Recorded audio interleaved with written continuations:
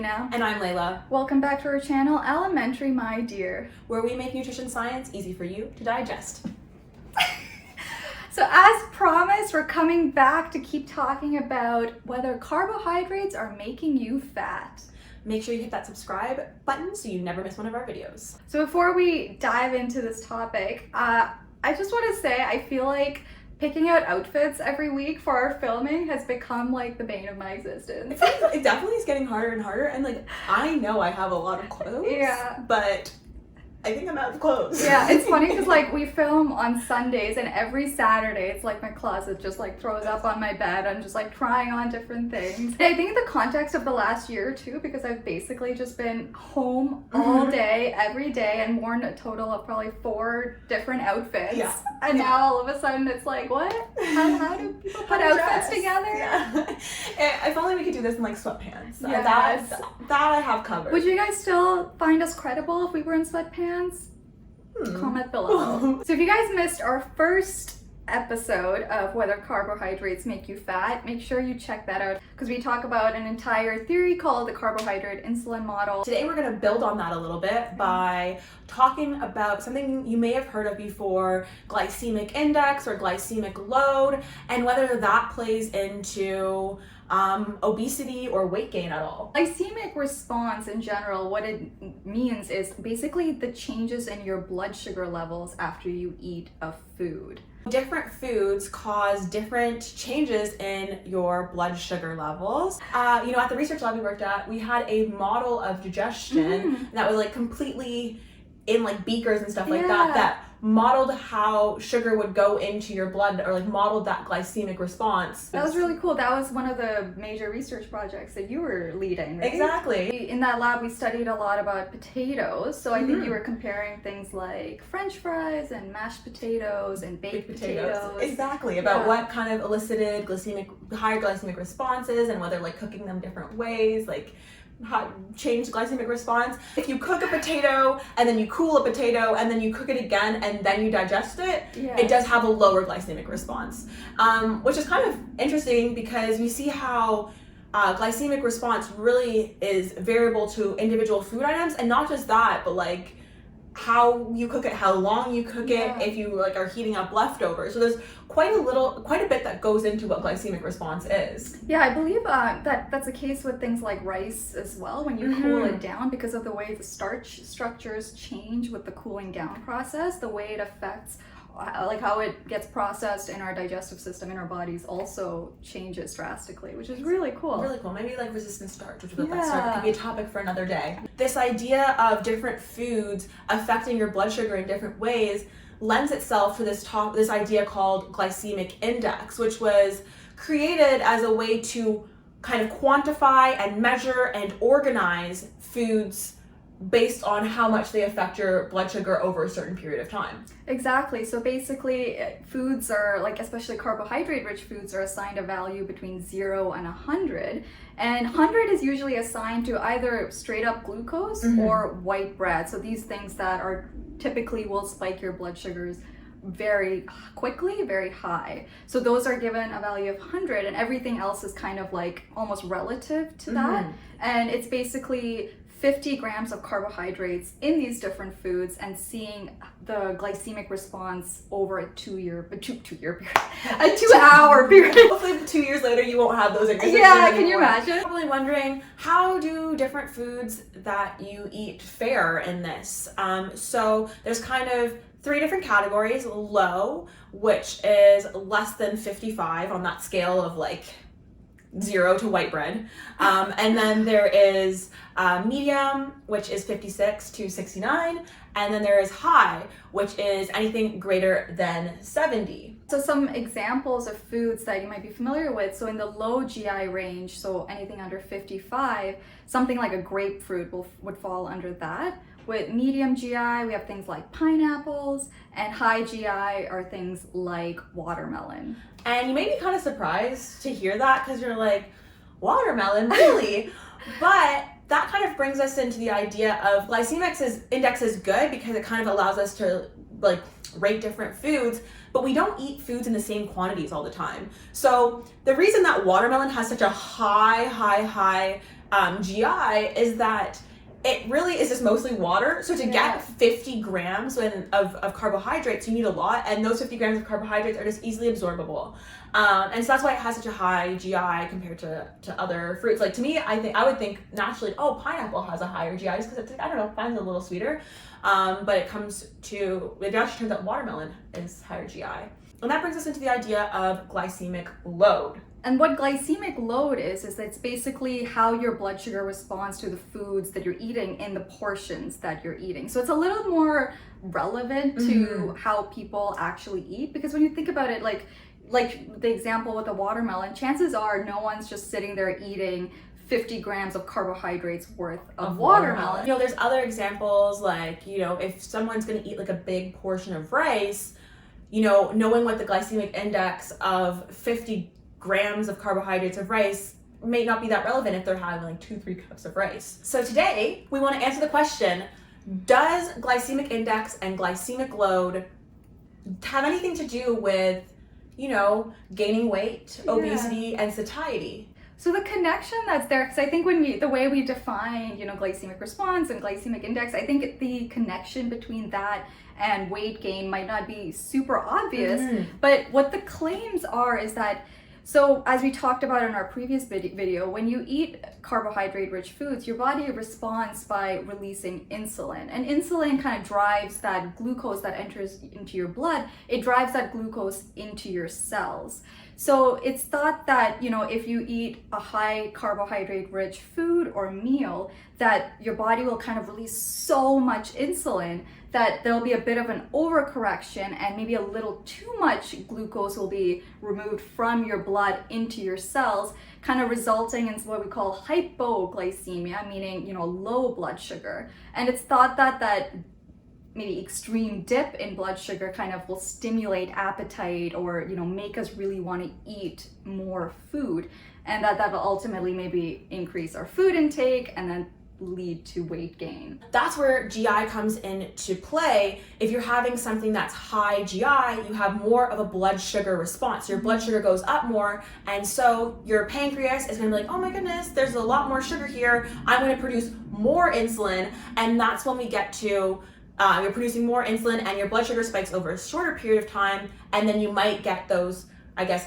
what we call hypoglycemia. And sometimes we call that sugar crashes. Exactly. And I'm sure like people have probably heard of that before. I know people are like, oh, if you eat like a chocolate bar or whatever when you're hungry, you're gonna feel okay for a little bit and then have your sugar crash and then be hungry like 2 seconds later. I mean, that's why I think, you know, you see on social media and stuff, a lot of people will kind of discourage, you know, eating a lot of these high glycemic index foods in the context of weight management. So we are going to talk about whether there's any evidence to actually support, you know, is there truly a connection between those two things? I think the first place to start when looking at that is like the short term, which is satiety. Is that claim that having these peaks in blood sugar and then peaks in insulin, are they going to make you hungrier in the short term? Because, you know, again, when we talk about weight gain, it's about, you know, how much are you taking in versus how much energy are you using. And so if, let's say this model was true and you were a lot hungrier, we'd expect that you'd eat a lot more and then therefore you'd have weight gain. There's been actually quite a bit of research that's looked into glycemic index and satiety over the short term and also over a longer period of time. So interestingly, actually a lot of these studies that look into, you know, feeding participants, you know, high GI foods and low GI foods, and, you know, giving the participants the opportunity to kind of rate their own levels of appetite and satiety, we find that there actually isn't a difference in the short term, even over like 10 to 12 hours, that the difference in appetite is actually not significantly different. Also, these studies look at hormones that we associate with appetite, such as hormones like ghrelin and GLP-1, and really there's not really a consistent trend in how we see that glycemic index affects these hormones, which really tells us we can't say that, you know, a glycemic index affects satiety. There's also interesting studies that use this concept of a satiety index, and it's basically, you know, participants are given 1,000 kilojoules of different foods that, varying and like that range from, different parts of the glycemic index. And we see basically how their satiety response as a result of taking in these foods. And it's interesting because even in those studies, it doesn't seem like there's a connection between purely the glycemic index and satiety. And if anything, it seems to be more about the volume of food that you're taking in. And that comes back to our example of watermelon. So in order to get, quite like 50 grams of carbohydrate of watermelon, you'd have to eat so much. And because watermelon's mostly water, getting 1,000 kilojoules, which is just a unit of energy, so almost like calories, it's just another measurement so that of calories. Equates to about 239 calories. You'd have to eat so much. And the example that they gave in this paper that we read was a potato versus a croissant. Ooh. Well, that's my French coming through. Wow. Yeah, all those years of French education. I was going to jump in with that example. I'm so glad that you're the one that said it. I would have deprived everyone of hearing that. Say macaron. Macaron? Back to satiety index. So they compared, a potato to a croissant or a croissant? Croissant. A crescent? I don't know, anyway. A croissant. And basically, Canadians butcher the French language. Basically, they found that the potato was a lot more filling, despite the fact that the potato has a very high GI. Yeah, it comes down to, because it's a lower calorie density when compared to something like a croissant. You end up being able to eat a lot more for the same amount of calories, I guess. So it ends up actually being a lot more satiating. That really makes sense because we do know that one of the feedback that your brain takes in to know whether or not you're still hungry is how stretched out your stomach is. And so if a food takes up more volume, it's going to stretch out your stomach more. And we have something in our stomach called stretch receptors. And they say to your brain, hey, your stomach's full. We don't need to eat anymore. Those receptors are a bit quieter in Thanksgiving and Christmas. That falls more in line with what we know about appetite and satiety than this, GI model or the carbohydrate insulin model. So now that we've covered the kind of the short-term appetite satiety component of, the effect of different foods with different glycemic index, maybe we can move on to kind of the longer term effects of, high GI diets versus low GI diets and the relationship between weight change over time. Some of the research that we look into to answer this question are long-term observational studies. And there are limitations of these, which we did cover in our kind of research hierarchy video. But in this kind of case, it's kind of the best example because we really can't control people for too long a period of time. So in these studies, they track people and they track their diet and they give them a questionnaire and they say, tell me what you eat. What does it look like? And the people answer and they kind of put them into different groupings of people who have a high GI diet and people who have a low GI diet. And what we would expect if this idea that high GI foods causes people to eat more is that we'd expect to see in the high GI group, they're eating a lot more calories. Mm-hmm. But we don't see that. We see that the two groups of low GI, high GI are eating pretty much the same amount of calories. And that tracks pretty much all over the world. There's been lots of these studies done in Europe and the United States. Also, I think I saw one of the studies done in China as well. It's interesting because even though we have this idea that maybe eating a lot of high glycemic index foods can, ultimately lead to weight gain, we don't see that effect either, even in the long term. And I think part of that might come from this idea that high GI equals unhealthy, low GI equals healthy. But people, I don't think, realize the fact that fat is actually a really big influence on glycemic index. Fat has a very low glycemic index and also influences foods to have lower glycemic index. So things that are really fatty foods, things like chips. People might think, oh, they're made out of potato, they're a high GI, but they are probably a lower GI than eating just a potato as is because they have that fat component. That's an important point to make as well, because when people are really kind of scared of high GI foods, the thing is, most of us eat what we call mixed meals, yes. right? Most people aren't just eating plain white bread with nothing on it. You might put butter on it or peanut butter on it, or use it, for a sandwich, and you have some sort of protein and fat in there. When you're eating these mixed meals, how your body processes it actually changes drastically. And there's no way for us to do research on how the GI of 1 cup of rice with 1 cup of curry would affect your blood glucose, and we don't eat single foods, or very rarely we eat single foods. And something I forgot to bring up at the beginning is with GI and measuring it, one of the big issues is inter and intra-individual variability. Intra and inter-individual variability. And basically what that means is when we repeat the same test on the same person multiple times, we don't get the same answers. And that's the same food with different people, also not the same results. Exactly. And I know when we were doing research on GI in the lab, we excluded women because your hormone cycle even affects your glycemic response, time of day, if you did exercise. I don't know, there's quite a few different things. There's probably things we don't even know yet that affect glycemic response, and then therefore glycemic index to foods. Something to think about, when we're talking about glycemic index and whether this can truly impact your weight or your satiety and fullness over the long term. Going back to GI and its relationship with weight, there are long-term studies that kind of look at calorie matched diets as well, but still comparing high GI foods versus low GI foods.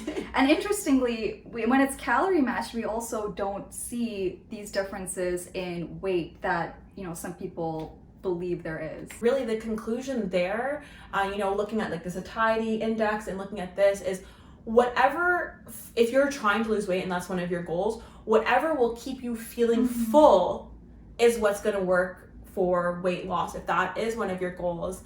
And it goes into that, the I guess more traditional model that we had of calories in versus calories out, where, if something makes you feel full, you're going to have fewer calories in over the day. And if for an individual, that means that high GI foods, for whatever reason, makes them feel full or makes them feel full, then maybe they should eat high GI foods. But another person, if low GI foods make them feel full, they should go for low GI foods. And I think maybe a lot of what we've talked about, maybe it sounds like we're saying, well, like, why do we even have the GI index if it seems like it doesn't matter? And the thing is, like, even though it doesn't seem to necessarily correlate in any meaningful way with things like appetite or satiety or weight change, it is still an important consideration, for example, for people with diabetes, because, as part of their treatment and management of diabetes, making sure, because of those conditions, we do need to be careful of how blood sugar levels change over time. Using something like the GI index is actually kind of useful with managing those types of conditions. Not only that, there's been a little bit of research into how GI affects long-term outcomes of other conditions like cardiovascular disease, depression, and some other mental health conditions. And there still needs to be a little bit more research done in these areas, but right now it is looking like choosing lower GI foods has beneficial outcomes for things like cardiovascular disease and metabolic diseases, as well as things like depression.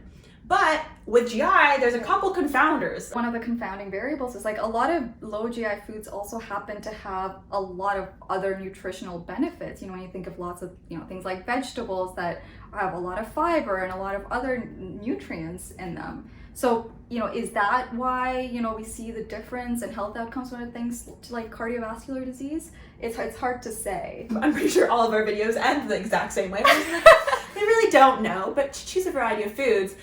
That's where we're going to end today as well. Obesity and weight loss is something that we talk about a lot in our society, but really demonizing one nutrient, in this case we're talking about carbohydrates, it's not constructive. It's not constructive, and it's really not based on the evidence. And I think this is where like an individualized approach, like working with people to figure out how to adapt what they're doing to fit their goals is important. Yeah, it's interesting too, because what you just said made me think. I think a lot of what social media people kind of share to these large audiences, I think there's often like a nugget of scientific truth behind it, and it's almost like the telephone game where like by the time it gets to certain people, the message is completely skewed and misrepresented, even though maybe there was a little bit of a nugget of scientific truth in there.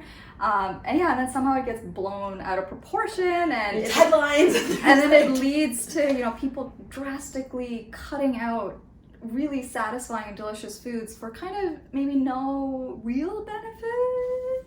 You know what? That's really true, and I really hope that with this channel we can like get the right information out there and make sure people understand that nuance that's coming from like all this research that's coming out. Absolutely, that's our mission. That's our mission. Yeah. Making nutrition science easy to digest, and also making sure people understand the research. I had like the instinct to do that as soon as you said that. It's like almost a reflex. On that note, make sure you like, comment, and subscribe. Hit the notification bell so you never miss one of our videos, and follow us on our Instagram page. Thank you so much for watching. Bye.